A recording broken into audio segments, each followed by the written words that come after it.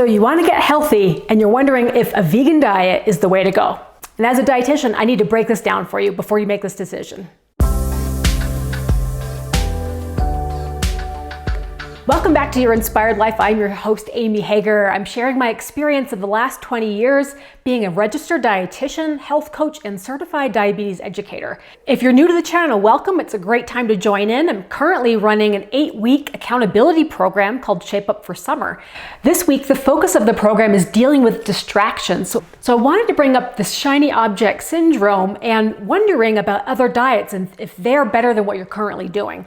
So I get a lot of questions about vegan diets and is that the best diet to be on to get healthy? If you're wanting to improve your health condition, you're wanting to prevent a health condition or get off of medications, prevent medications, there's a lot of questions around following a vegan diet and if that's something you should do. Let me go over some key points.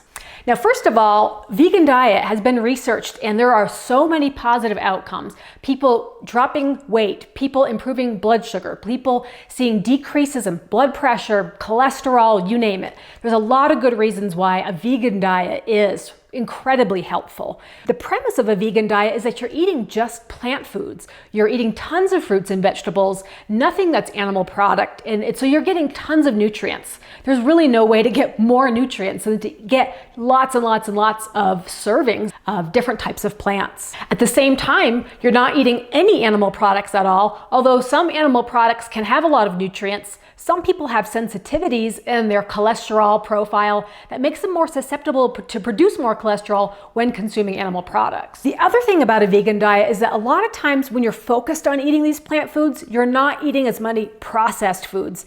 The net result is that you're getting a lot more nutrients and you're getting a lot less of the diet compounds that can be harmful, like salt, sugar, and fat. But this is also similar to most diets. It's not exclusive to the vegan diet.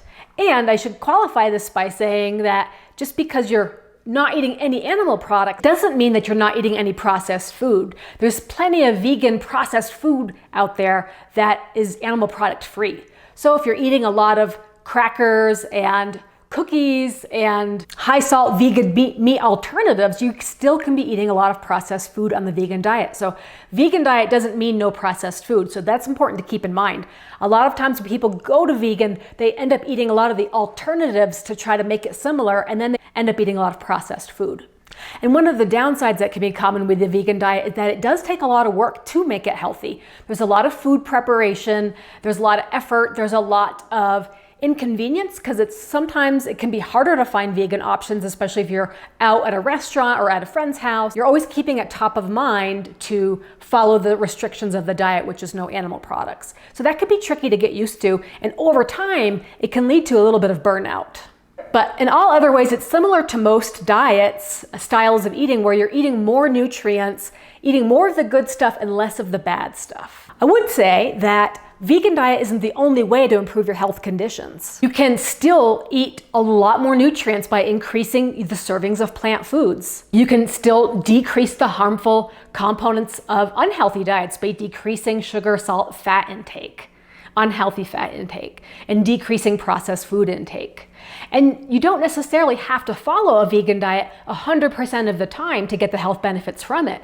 You might find a healthy hybrid where you try out a vegan meal, maybe once a week, or you try out a vegan recipe, or you try eating vegan for 1 week to see how you like it.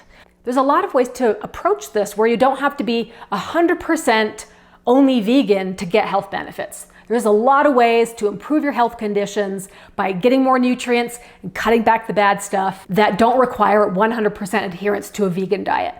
I hope that answers the questions about what exactly about the vegan diet that makes it healthy. So it's the increased nutrients, increased plant foods, and decreased harmful animal products. I think where people get caught is if they decide that if they want to eat vegan or even vegetarian, that they have to make 100% commitment, and that's not true. Some people do choose it as a lifestyle, and for other reasons that aren't health related, that maybe for ethical reasons they want to avoid animals at all costs. But for health reasons, there's no reason why you have to have 100% adherence to a vegan diet in order to see improvements on your health. So just take the best of both worlds. There's a lot of great vegan recipes out there. It's a great way to make vegetables more exciting. There's so many creative, flavorful ways to have your vegetables and your fruit.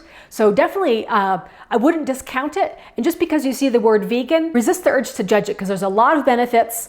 It can definitely help you make improvements on your health conditions. So if you're already following some of the elements of a vegan diet, which include increasing your servings of plant foods and increasing the nutrients in general, then you're already on your way to seeing improvements in your health conditions, especially if you're cutting back on the processed foods. So no shiny object syndrome for you. The vegan diet isn't necessarily any better than what you're already doing if you're already seeing improvements. So overall, I hope that was helpful. Give me a thumbs up if you feel like you've learned something. And if you'd like to hear more content about healthy eating styles to help you get healthier, definitely subscribe. And if you want to learn more about the 8-week challenge, the Shape Up for Summer, go back and look up Shape Up for Summer and you'll find all the episodes related to the challenge that's going on right now. Take care, guys. We'll see you next time. Bye.